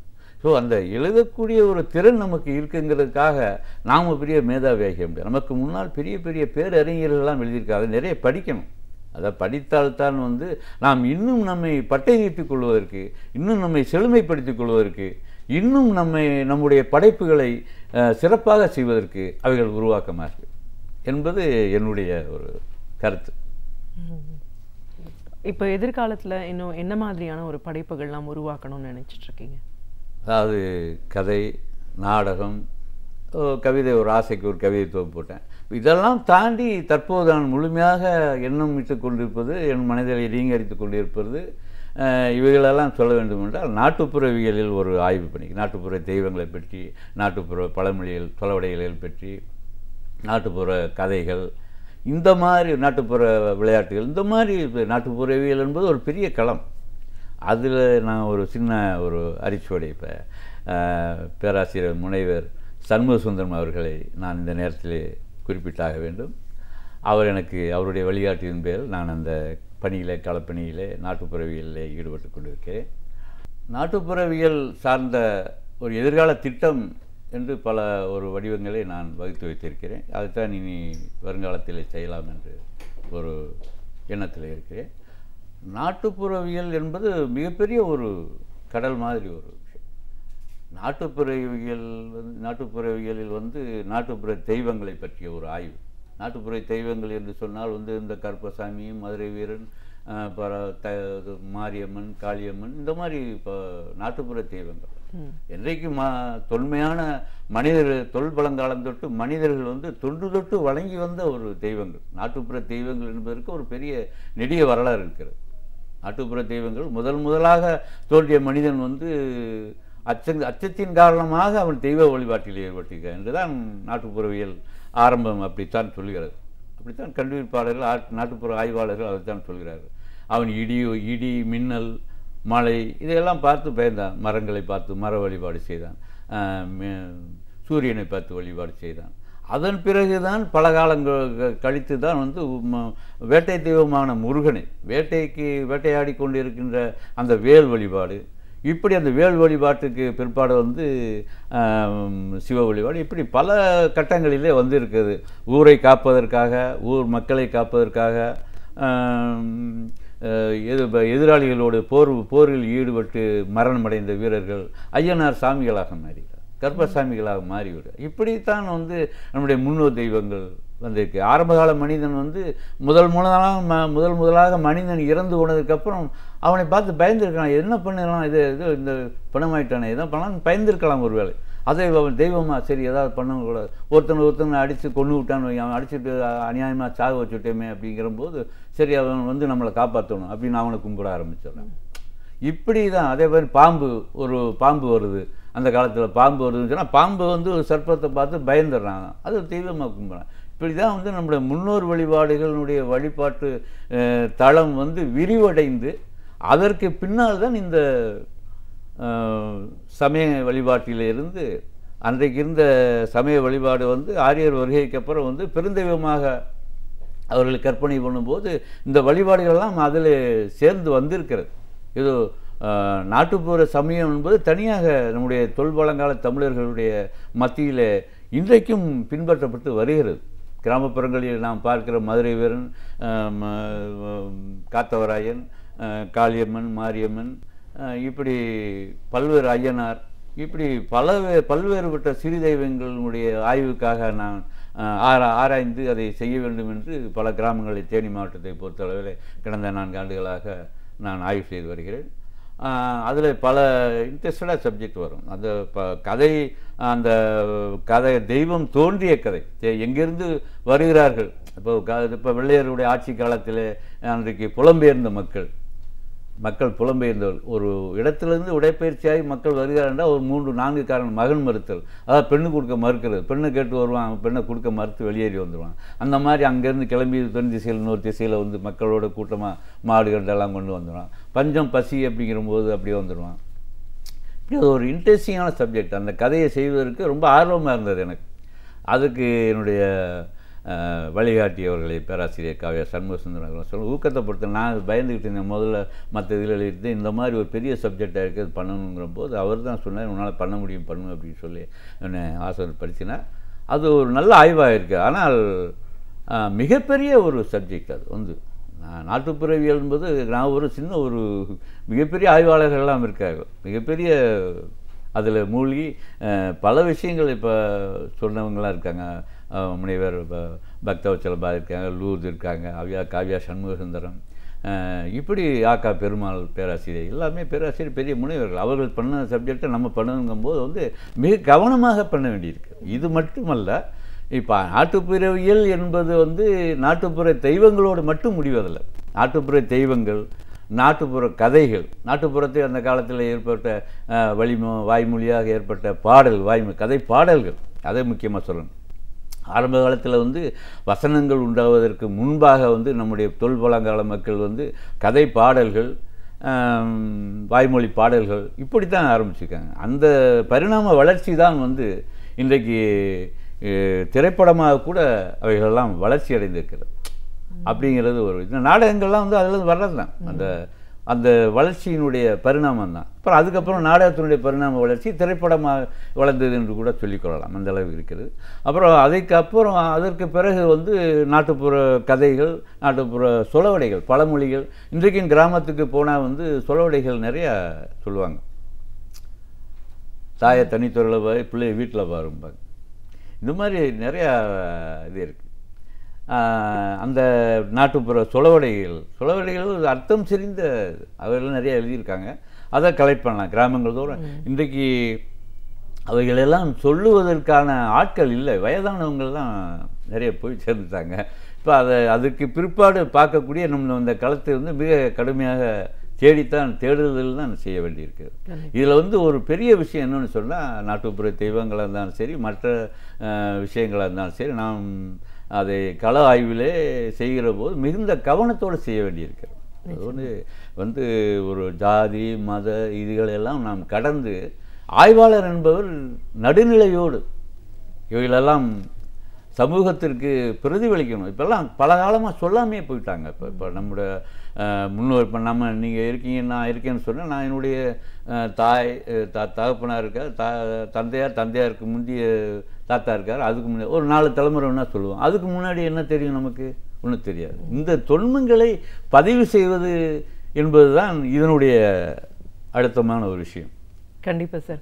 ஒரு படைப்பாளியாக கிட்டத்தட்ட இந்த 40 ஆண்டு கால பயணம் அப்படின்னும் போது, பள்ளி பருவத்தில் ஒரு சின்ன ஒரு நாடகம், ஒரு நாவல், ஒரு கதை எழுத ஆரம்பித்து இன்றைக்கி வரைக்கும் அந்த பயணம் எப்படி போயிட்டுருக்கு?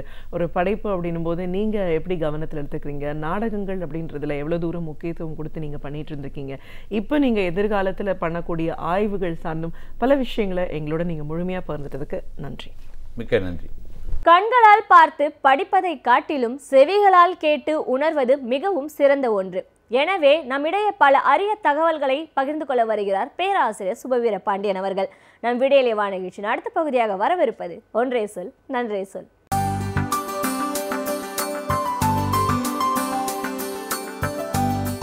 அனைவருக்கும் என் அன்பு வணக்கம்.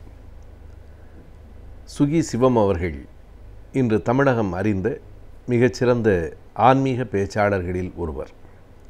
அவர் ஆன்மீகத்துறையில் இருந்தாலும் சமூக வாழ்வியல் நடைமுறைகளை ஒட்டி பல நல்ல கருத்துகளையும் தன்னுடைய உரைகளின் நடுநடுவே சொல்லக்கூடிய இயல்புடையவர்.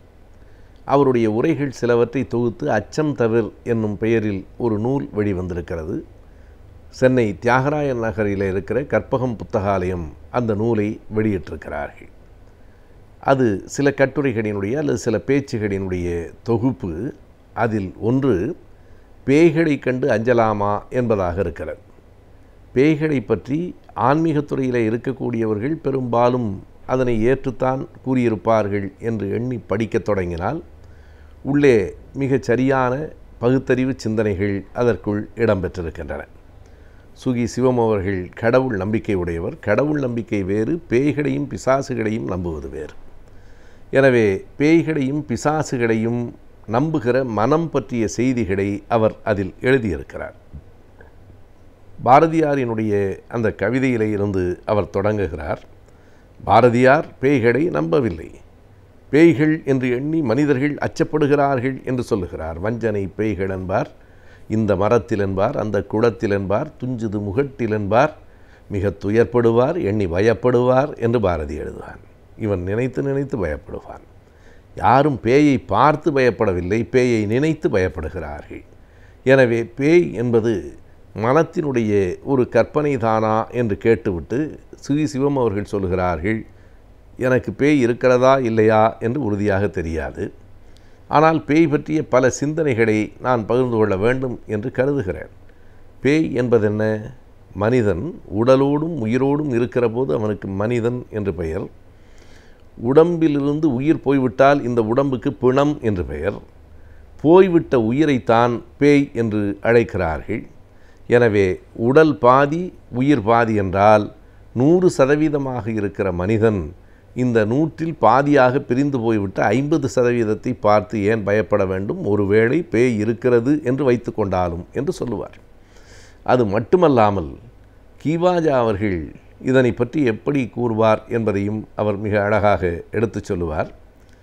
கீவாஜா சொல்லுவாராம், மனிதன், பிணம், பேய் என்கிற 3ஐயும் நினைத்து பார்த்தால் உயிரற்ற உடம்புக்கு பிணம் என்று பெயர், உடம்பற்ற உயிருக்கு பேய் என்று பெயர் என்று சொன்னால் பிணமும் பேயும் சேர்ந்துதானா மனிதன் என்று கேட்பாராம். ஆன்மீக துறையிலிருந்தே இன்னொரு எடுத்துக்காட்டையும் சுகிசிவம் அவர்கள் கூறுகிறார். கீவாஜாவை விட முழுக்க முழுக்க ஆன்மீக துறையிலேயே இருந்த வாரியார் அவர்கள் இந்த பேய் பற்றி கூறுகிற போது ஒரு செய்தியை சொல்லியிருக்கிறார். ஒரு பெண் தன் கணவனோடு தனித்து வாழ வேண்டும் என்கிற ஒரு பெரிய விருப்பத்தில் கூட்டு குடும்பத்திலிருந்து பிரித்து கொண்டு வந்து தனியாக வாழ்கிறாள். கணவனோடு தனியாக இருக்க வேண்டும் என்பதுதான் அவளுடைய நீண்ட நாள் ஆசை. ஆனால் அதே பெண்தான், அதே கணவன்தான். அந்த கணவன் இறந்து போனதற்கு பிறகு அதே பெண் சொல்லுகிறாள், அறையில் பிணம் இருக்கிறது, எனக்கு தனியாக போக பயமாக இருக்கிறது என்கிறாள். எனவே வாழும் வரை அவனோடு வாழ வேண்டும் என்று நினைத்தவர்கள் கூட இறந்த உடனே அதனை பிணம் என்று நினைத்து கொண்டு அச்சப்படுகிறார்கள். மனிதர்கள் பேய்க்கும் பயப்படுகிறார்கள், பிணத்துக்கும் பயப்படுகிறார்கள். இரண்டும் சேர்ந்ததற்கு பிறகு இருக்கிற மனிதனுக்கு பயப்படவில்லை என்று எழுதுகிறார். எனவே பிணம் என்பதும் பேய் என்பதும் ஒன்று சேர்ந்துதான் மனிதன் என்பது வேடிக்கையாக மேம்போக்காக சொல்லப்பட்டிருக்கிற செய்தியை தவிர அதுதான் என்று நாம் கருதி கொள்ள வேண்டியதில்லை. ஆனாலும் ஆன்மீகத்தில், இறை நம்பிக்கையில் இருக்கிறவர்களும் கூட இந்த பேய் பிசாசு பற்றிய இப்படிப்பட்ட தெளிவுகளை உருவாக்குவது நல்லது. அவரே கூறுகிறார், இந்த பேய் என்பதற்கு எத்தனை பெயர்களை மனிதர்கள் வைத்திருக்கிறார்கள். பேய் என்கிறான், பிசாஸ் என்கிறான், குட்டி பிசாஸ் என்கிறான், மோகினி பிசாஸ் என்கிறான், காட்டேரி என்கிறான், பிறகு இரத்த காட்டேரி என்கிறான். அச்சுறுத்துவதிலேயே காட்டேரியை விட இரத்த காட்டேரி என்றால் கூடுதலாக அச்சம் இருக்கிறது. எனவே மனிதர்களை அச்சுவதற்கு பேய் அடித்து இறந்தவர்களை விட பேய் அடிக்கும் என்கிற பயத்தில் இறந்தவர்கள்தான் கூடுதல் என்றும் சிவம் அவர்கள் எழுதுகிறார். தன்னுடைய வாழ்வின் அனுபவத்திலிருந்து ஏற்பட்ட சில நிகழ்வுகளை, தனக்கு சொல்லப்பட்ட கதைகளையும் அவர் எடுத்து சொல்லுகிறார். ஒருவன் எப்போதும் கிராமத்தில் தான் மிகப்பெரிய வீரன் என்று சொல்லிக்கொண்டு அலைந்தான். அவனுடைய வீரத்தை சரிபார்க்க விரும்பிய அந்த கிராமத்தைச் சேர்ந்தவர்கள், நீ உண்மையிலேயே வீரன் என்றால் இன்றைக்கு இரவு 12 மணிக்கு அமாவாசை அன்று சுடுகாட்டுக்கு போய் அங்கே இருக்கிற ஒரு புளிய மரத்தில் ஆணி அடித்து விட்டு திரும்ப வா, நாங்கள் உனக்கு வீர சிகாமணி என்று பட்டம் சூட்டுகிறோம் என்றார்கள்.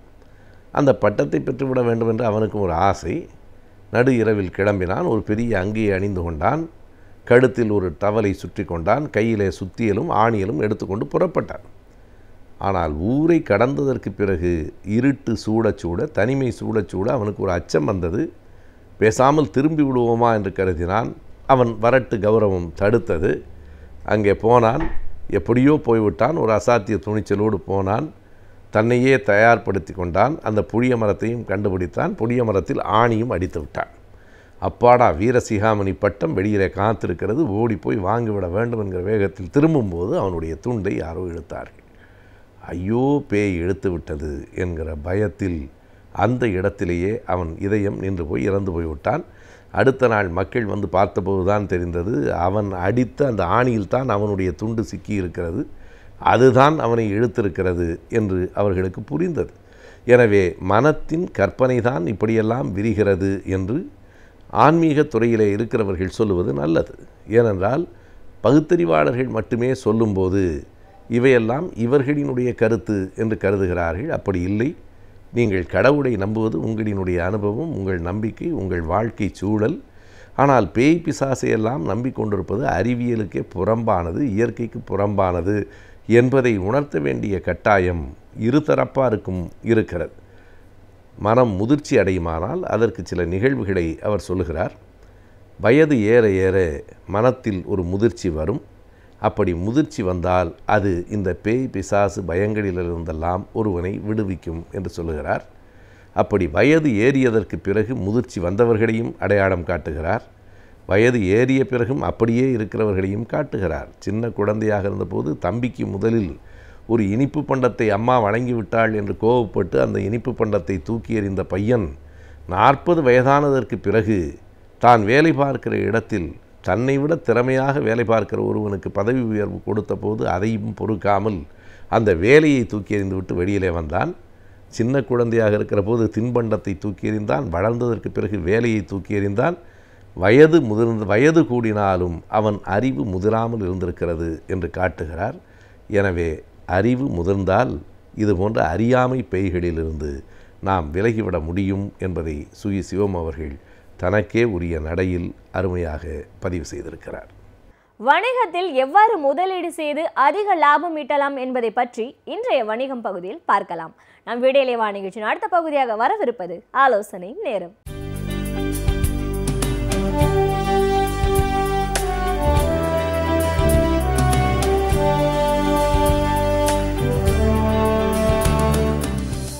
வணக்கம். இதுக்கு முன்னாடி வந்திருந்த வாரங்களில் இந்த நிகழ்ச்சியின் வாயிலாக எப்படி ஒரு தொழில் தொடங்கிறதுக்கு என்னென்ன தேவைகள், அதுக்குண்டான இன்வெஸ்ட்மெண்ட்ஸ் எப்படி பண்ணணும், இன்வெஸ்ட்மெண்ட்டை எப்படி வாங்கலாம், இந்த தொழில் தொடங்கிறதுக்கு என்ன மாதிரி லைசன்ஸ் வாங்கணும், என்ன கவர்மெண்ட் சப்போர்ட் இருக்குது, என்ன மாதிரி மார்க்கெட்டிங் பண்ணலாம், பிரச்சனைகள் என்ன எப்படி பண்ண முடியும், எப்படி இன்வெஸ்ட் பண்ணலாம், எப்படி இன்சூரன்ஸ் பண்ணணும், எப்படி சேவிங்ஸ் பண்ணணும் அப்படிங்கிற பல விஷயங்களை ஒரு பல மாதங்களாக நாங்கள் நம்ம கவர் பண்ணிக்கிட்டே வரோம். அதோட தொடர்ச்சியாக இந்த போன வாரங்கள்லேருந்து எப்படி சொல்லியிருக்கோம்னா, கவர்மெண்ட் ஆஃப் தமிழ்நாடு, நம்ம தமிழ்நாடு கவர்மெண்ட்டில் இந்த நம்ம தொழில் தொடங்கிறதுக்கு என்ன மாதிரியான சப்போர்ட்ஸ் இருக்குது, என்ன மாதிரியான ஸ்கீம்ஸ் இருக்குங்கிறத சொல்கிறது தான் மெயினாக அதில் வந்திருக்கும். இது மெயினாக நிறைய பேருக்கு இந்த மாதிரியான ஒரு government of Tamil Nadu, government of இந்தியானே சொல்லலாம். இது ஜென்ரலாக ஒரு ஸ்டேட்லேயுமே தொழிலை தொடங்கிறதுக்கு, தொழிலை சப்போர்ட் பண்ணுறதுக்காக, ஆதரிக்கிறதுக்காக, இல்லை மேலே டெவலப் பண்ணுறதுக்காக அந்தந்த ஸ்டேட்லேருந்து பண்ணக்கூடிய ஒரு முயற்சி இது. ஸோ இப்போ ஏற்கனவே நம்ம சொல்லியிருந்தோம். ஃபஸ்ட்டு டிக்கை பற்றி பேசியிருந்தோம். அடுத்தது டிட்கோவை பற்றி பேசியிருந்தோம், Tamil Nadu industrial development corporation. First Tamil Nadu industrial investment corporation பேசியிருந்தோம். அதுக்கு அடுத்தது இப்போ என்ன சொல்ல போகிறோன்னா, டுஃபிட்கோன்னு ஒன்று இருக்குது, Tamil Nadu urban development financial corporation சொல்லக்கூடியது, ஃபினான்ஷியல் ஆர்கனைசேஷன். அந்த கடைசி வேர்டு எக்ஸாக்டாக எனக்கு சொல்ல தெரியல. டுஃபிட்கோன்னு சொல்லக்கூடிய வேர்டு. அது மெயினாக அப்படின்னா ஒரு அர்பன் டெவலப்மெண்ட்டுக்கு தேவையான இன்ஃப்ராஸ்ட்ரக்சரை பண்ணி கொடுக்கக்கூடிய நிறுவனம். சப்போஸ் இப்போ அதில் என்ன மெயினாக சொல்லியிருப்பாங்கன்னா, இப்போ இந்த ஒரு பர்டிகுலர் இடத்துல கவர்மெண்ட்டில் நிலம் இருக்குது. இந்த இடத்துல நிலத்தில் இந்த ப்ராஜெக்டை நம்ம பண்ணினாங்கன்னா நமக்கு மக்களுக்கு நல்ல வசதிகளை போய் சேரும். அதே மாதிரி தொழில் தொடங்கிறதுக்கு வாய்ப்புகள் வருங்கிற அனௌன்ஸ்மெண்ட்டை டுஃபிட்கோ வழியாக தான் நம்ம பார்க்க முடியும். எக்ஸாம்பிள் பார்த்திங்கன்னா, இப்போ தமிழ்நாடை பொறுத்த வரைக்கும் ஒரு ஈசிஆர் ரோட்டில் ஒரு பர்டிகுலர் லேண்டு இருக்குது. அந்த பர்டிகுலர் லேண்டில் ஒரு மரைன் ப்ராஜெக்ட் பண்ண போகிறாங்க. அதாவது ஒரு வெளிநாட்டில் இருக்கிற மாதிரி ஒரு அக்வா ப்ராஜெக்ட் ஒன்று பண்ண போகிறாங்க அப்படின்னிங்கன்னா, இந்த ப்ராஜெக்டை அதில் தான் அனௌன்ஸ்மெண்ட் பண்ணியிருப்பாங்க. ஏன் அதில் அனௌன்ஸ்மெண்ட் பண்ணியிருப்பாங்கன்னா, ஃபஸ்ட்டு ஒரு மேனேஜ்மெண்ட் ஸ்டடி பண்ணி இந்த ப்ராஜெக்டை பண்ணினா, இந்த இடத்துல பண்ணினா யார் பண்ணுவாங்க, இந்த ப்ராஜெக்டை பண்ணுறதுக்கு யார் பணம் போடுவாங்க, இந்த ப்ராஜெக்டை யார் இன்வெஸ்ட் பண்ணி யார் கட்டடம் கட்டுவாங்க, ப்ளஸ் டெக்னாலஜி யார் கொண்டு வருவாங்க, இதோட வருமானம் எப்படி வரும், கவர்மெண்ட்டுக்கு இதனால் என்ன பெனிஃபிட்டு, இதனால் பப்ளிக்கு என்ன பெனிஃபிட்டுங்கிற டீட்டெயில் ஸ்டடி பண்ணி கொடுக்கக்கூடியது தான் இந்த ஆராய்ச்சிகளை டுஃபிட்கோ வழியாக தான் பண்ணுவாங்க. இதோட டீட்டெயில் இது மெயினாக இதில் டுஃபிட்கோவில் அதிகமாக நம்ம சொல்கிறதுக்கு ஒன்றும் இல்லை. இதில் தொழில் தொடங்குறத விட தொழிலுக்கு உண்டான விஷயங்களை நமக்கு ஒரு சப்போஸ் ஒரு இண்டஸ்ட்ரி ஒன்று ஆரம்பிக்கிறோம், ஒரு இண்டஸ்ட்ரி ஒன்று நடத்திக்கிட்டு இருக்கோம். இந்த இண்டஸ்ட்ரிக்கு சம்மந்தப்பட்ட டெண்டர்ஸ் எதுவும் அதில் இருக்கா அப்படிங்கிறத நம்ம தெரிஞ்சு வச்சுக்கிட்டோம்னா நமக்கு அது வழியாக சப்போர்ட் இல்லை, அதை சார்ந்த சப்போர்ட்டுகளை நம்ம எடுத்துக்க முடியும். ஜென்ரலாக ஒரு தொழிலை டெவலப் பண்ணுறதுக்கு நீங்கள் என்ன பண்ணணும்னா, வெறும் காலையிலேருந்து ஈவினிங் வரைக்கும் அதே விஷயத்தை அப்படியே ரிப்பீட்டாக பண்ணிகிட்டு இருக்காமல் உங்கள் தொழில் சம்மந்தப்பட்ட ரிசர்ச் கொஞ்சம் பண்ணுங்கள். ரிசர்ச் அப்படின்னிங்கன்னா, இப்போ சப்போஸ் ஒரு ஃபிஷிங் நெட்டு, மீன் வலை தயாரிக்கக்கூடிய கம்பெனி ஒரு நிறுவனத்தை வச்சுருக்கீங்க அப்படின்னிங்கன்னா, வெறும் நமக்கு உண்டான ரா மெட்டீரியல் வாங்கி அது வலையை ரெடி பண்ணி கொடுத்துட்டு ரெகுலராக சப்ளை பண்ணுறதுக்கு பதிலாக இதை சம்மந்தப்பட்ட கொஞ்சம் விஷயங்களை தெரிஞ்சுக்கணும். எப்படி தெரிஞ்சுக்கணும் அப்படின்னு பார்த்தீங்கன்னா, இப்போ இன்றைக்கி இன்டர்நெட்டில் போட்டிங்கன்னா கூகுள் நிறைய விஷயங்கள் இருக்குது.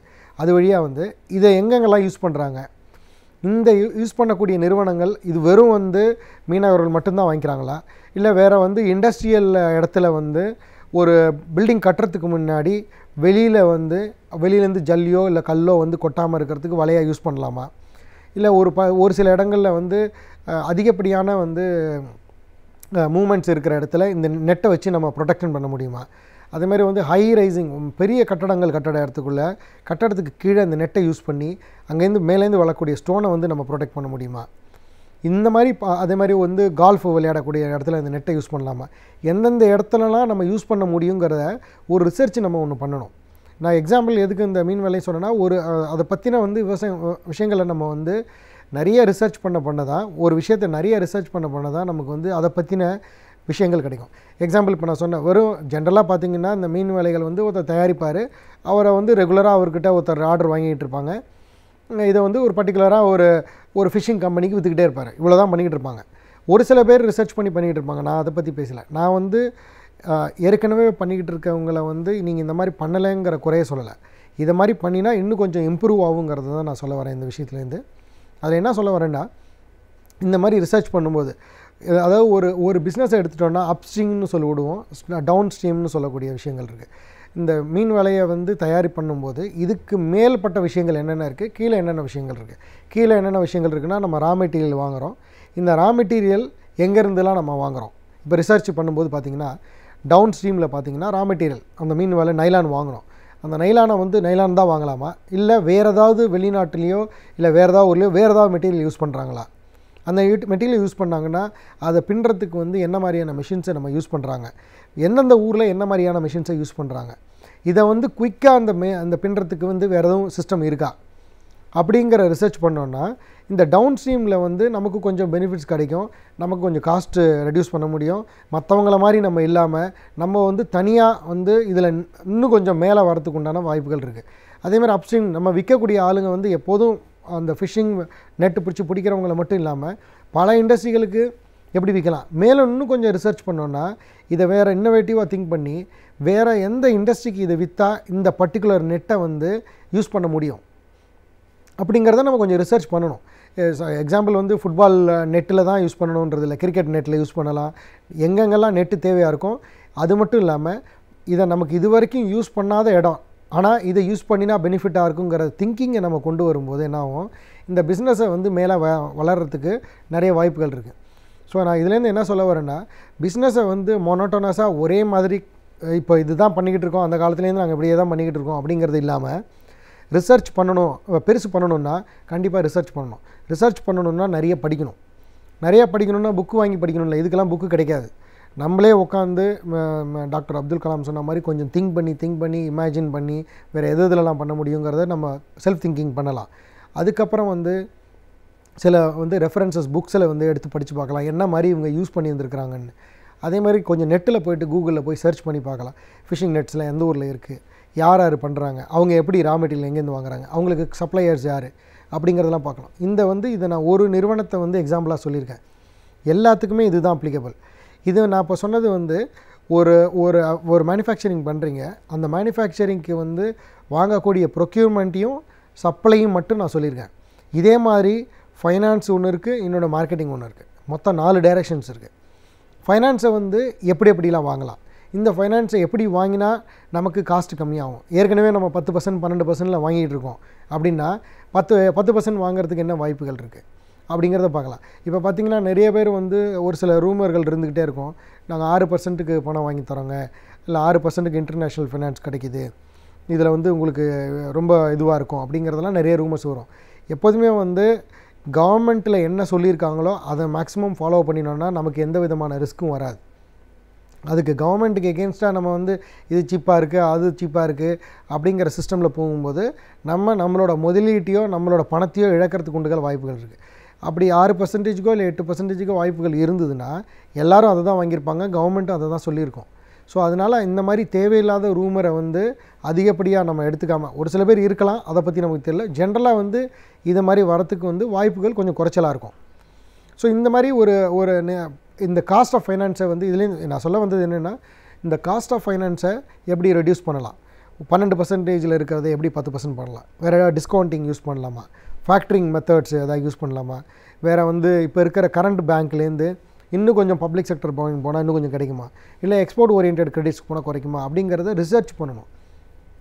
அதே மாதிரி மார்க்கெட்டிங்க்கும் கொஞ்சம் ரிசர்ச் பண்ணினீங்கன்னா என்ன மாதிரியெல்லாம் எக்ஸ்போர்ட் பண்ணலாம், என்ன மாதிரியாக பையரை கண்டுபிடிக்கலாம், அந்த பையரை எப்படி ரீச் பண்ணலாங்கிறத பண்ணலாம் அப்படிங்கிறத கண்டுபிடிக்கலாம்.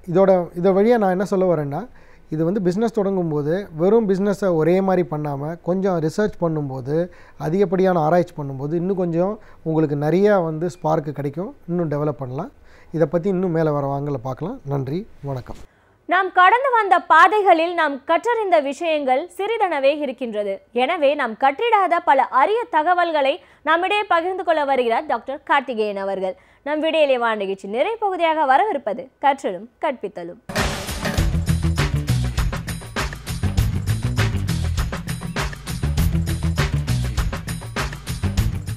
வணக்கம். இளமையுடன் இருப்பது எப்படி, இதை தான் பேசிகிட்டு இருக்கோம்.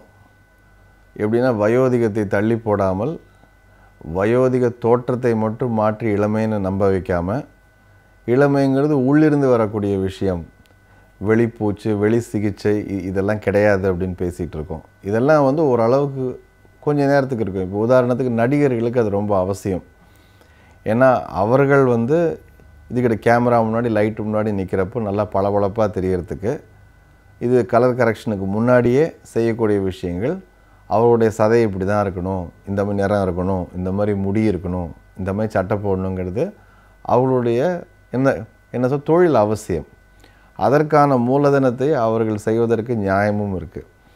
ஆனால் நம்மளில் பல பேர் என்ன நினச்சிட்ருக்கோன்னா, அதே மாதிரி நம்ம வந்து எல்லா நேரமும் வச்சுக்க முடியும் அப்படின்னு சொல்லிட்டு. வேர்வையே படக்கூடாதுன்னா தோல் நல்லாவே இருக்க முடியாது. ஸோ என்ன பண்ணுவோம், வேர்வை படாமல் இருந்தால் தோல் நல்லா இருக்கிறதா நினச்சிக்கிட்டு நம்ம ஏசிலேயே உட்காந்துட்ருக்கோம்.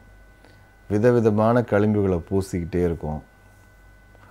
விதவிதமான விஷயங்களை மேலே நம்ம என்ன பண்ணுறோம், தொடர்ந்து நம்மளை நல்லா வந்து காமிச்சிக்கிறதுக்கான வேலைகளை தொடர்ந்து செய்கிறோம். இதற்கான சந்தைகளும் இருக்குது. முன்ன 200 ரூபாய்க்கு விற்றுட்டு இருந்த சட்டை இன்றைக்கி 2000 ரூபாயிலேருந்து 4000 ரூபாய்க்கு விற்க ஆரம்பிச்சதுக்கு காரணம், நம்ம எல்லாமே நம்மளை நல்லா வந்து வெளியில் வந்து இதுவை காமிச்சிக்கணும் அப்படிங்கிறதுனால தான். எல்லாமே ஒரு சின்ன விஷயம். அதாவது உங்களுக்கு வந்து என்ன ஒரு அதாவது டை போடுறது கருமைக்காக போடுற விஷயமா இருக்கலாம், க்ரீமாக இருக்கலாம், ட்ரீட்மெண்ட்டாக இருக்கலாம். இன்றைக்கி எல்லா இடத்துலையும் சலூன்ஸ் நிறையா வந்திருக்கு. அடிப்படையாக எல்லாம் என்னென்னா வெளியிலிருந்து வரக்கூடிய தீர்வுகள். இப்போ நான் சொல்லக்கூடிய விஷயங்கள்லாம் உள்ளிருந்து வரக்கூடிய தீர்வுகள் என்னென்ன. மனம் பதட்டம் அடையாமல் இருக்கும் பொழுதே இளமை தன்னால் வருது. ஒன்றும் வேண்டாம், ஒரு 65 வயது ஒரு பெண்மணி இருக்காங்க, வீட்டில் அப்படியே கொஞ்சம் அப்படியே அவங்க பாட்டுக்கு இருக்காங்க. திடீர்னு அவங்களுடைய பள்ளி தோழி இன்னொரு ஊர்லேருந்து வந்திருக்காங்க அவங்களோட குடும்பத்தோடு. இவங்க அவங்கள பார்த்த உடனேயும் என்ன பார்க்கலான்னா, இவங்களோட முகத்தில் இளமையை பார்க்கலாம். ஏன்னா என்ன இவங்க பார்க்குறாங்கன்னா, அவங்கக்கிட்ட இந்த பள்ளி தோழிக்கிட்டேருந்து பள்ளி நாட்கள் அவங்களோட மனசில் அப்படியே வந்துடுது. இப்போ பார்க்குற அந்த ஒரு பிம்பம்லாம் இல்லை. அதை மீறி நானும் நீயும் ஒரு காலத்தில் எப்படி வாழ்ந்தோம் அப்படிங்கிறது ஞாபகத்துக்கு வருது. அவங்க நடை, உடை, பாவனை, சந்தோஷம், குதூகலம் உடனடியாக வருது. இது மனம் சார்ந்த விஷயம். இன்றைக்கி ரீயூனியன் அடிக்கடி எல்லோரும் பண்ணுறதுக்கு காரணம் என்னென்னா, இளமையை தேடி போகக்கூடிய ஒரு முயற்சி தான் அது. அப்போல்லாம் நம்ம அப்படி இருந்தோம் இல்லை, எப்படி இருந்ததில்லை, அந்த காலமாக இப்போ இருக்கா அப்படின்னு பேசிக்கிறப்போ 2 விஷயங்கள் நடக்குது. ஒன்று என்னன்னு கேட்டிங்கன்னா, இப்போ இருந்து நம்ம அப்படி தப்பிச்சு போகிறோம். இன்னொன்று அங்கே போய் அப்படியே நம்ம வாழ்ந்துடும் எப்போ வேணாலும். அதுவும் கரெக்டாக வேணுங்கிறத செலக்டிவாக. அந்த காலத்துலேயும் வேண்டாத விஷயங்கள் நிறைய நடந்திருக்கும். அப்போவும் சோகங்கள் இருந்திருக்கும், வரிகள் இருந்திருக்கும்.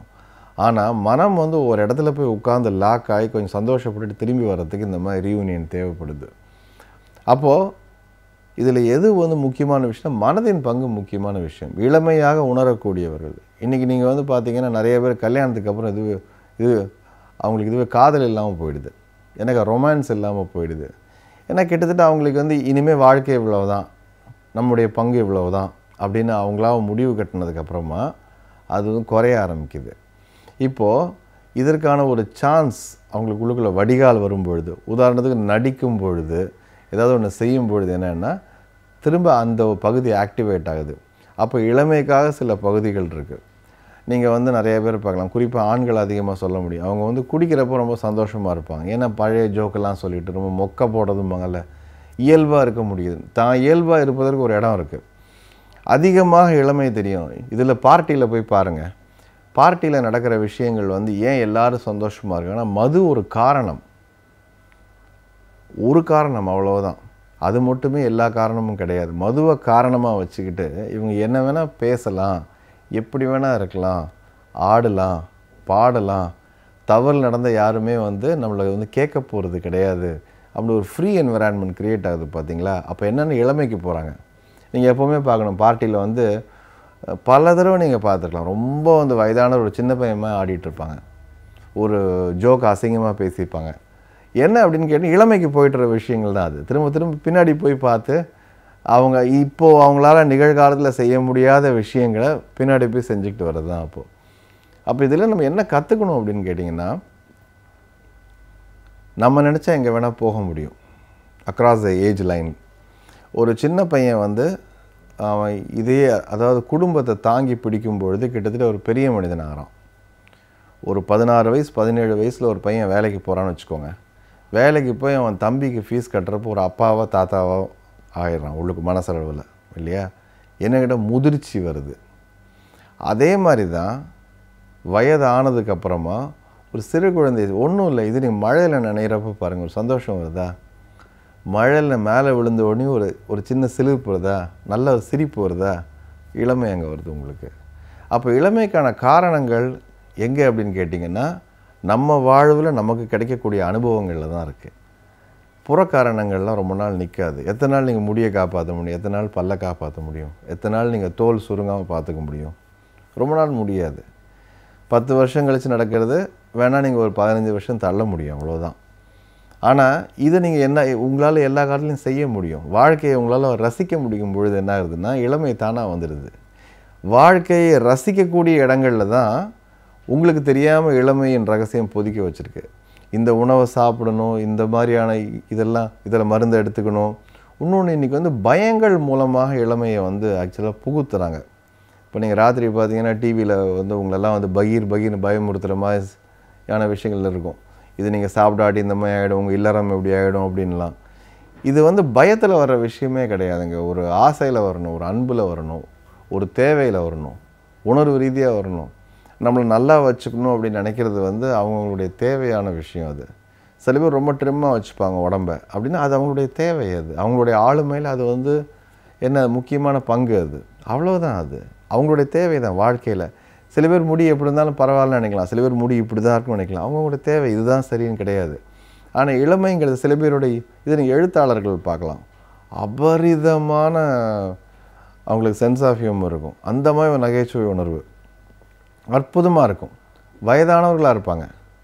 நீங்கள் ஆளையும் இதையும் படத்தையும் பார்த்து நீங்கள் இதை எழுத்த பார்த்தீங்கன்னா சம்மந்தமே இருக்காது. வெளியில் இளமையாக இல்லை, ஆனால் உள்ளே அவ்வளோ இளமை இருக்குது. கொப்பளிக்குது அந்த இளமை, எழுத்தில் இருக்குது. சில பேர்கிட்ட அவங்க செய்கிற வேலையில் இருக்குது. ஒன்றும் இல்லை, நான் இதுவாக சொல்லணுன்னா இப்போது இசைஞானி இளையராஜா இருக்கார் அப்படின்னா அவரை நீங்கள் பார்க்குறதுக்கு துறவியாட் இருக்கார், பார்க்குறதுக்கு வயதானவராக இருக்கார். ஆனால் அவர் போடுற டியூன் இளமையாக இருக்குது. அப்போ இளமை எங்கே இருக்குது? இளமை உள்ளே தான் இருக்குது. இளமை உள்ளே இருக்குது, உள்ளுக்குள்ளே பதுக்கி வச்சுருக்காரு. அவர் அது வேணுங்கிற இடத்துல எடுத்து கொடுக்குறாரு. அப்போ இளமைங்கிறது வெளியே தேடக்கூடிய ஒரு விஷயம் இல்லை. இளமைங்கிறது முழுக்க உள்ளிருந்து கிடைக்கக்கூடிய ஒரு மகிழ்ச்சி.